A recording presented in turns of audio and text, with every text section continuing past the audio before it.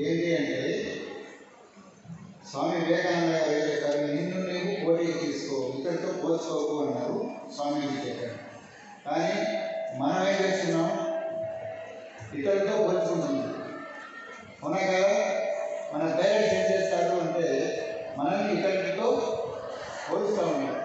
దానివల్ల ఏమవుతుంది అంటే ఇప్పుడు ఎక్కువ డిప్రెషన్కి లోనవ్వడం, పిల్లలు ఆత్మహత్యలు చేసుకోవడము ఇవన్నీ జరుగుతున్నాయి.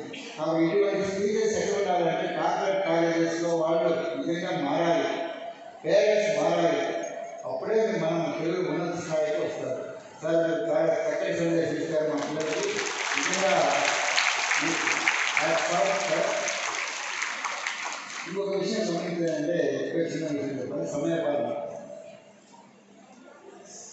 సార్ మాస్టర్ గారు ప్రభు గారు వచ్చి ఎంతసేపు మాట్లాడాలంటే నేను 20-25 మినిట్స్ మధ్యలో మాట్లాడించాను.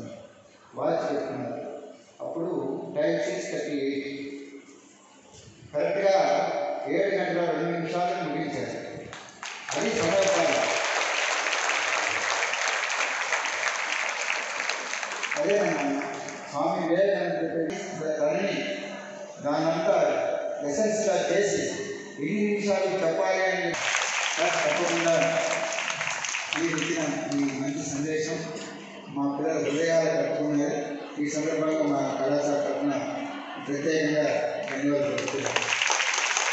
ఇక మరొక మంచి సందేశం ఇవ్వడానికి డాక్టర్ సి రమేష్. మామూలుగా నేను పేరు పెట్టుకున్నాను, ఎప్పుడు అన్న కాబట్టి అన్నగారిని